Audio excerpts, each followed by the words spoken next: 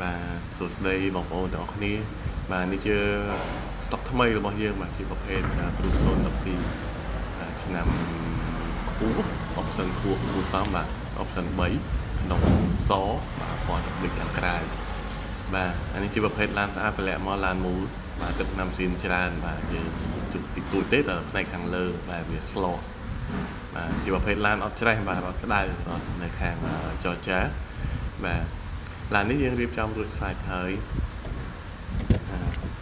ទាំងបដូរប្រេងម៉ាស៊ីនស្បែកប្រាំងបាទសំបកកង់ថ្មី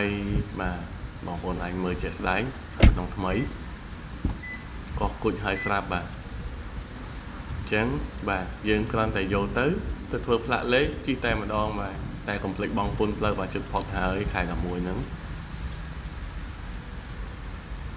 បើមានចំណាប់អារម្មណ៍បងប្អូនអាចតាក់ទងមកមើលផ្ទាល់បានបាទធានាឡានស្អាតជូនបាទធានាជូនមួយខែលើគុណភាព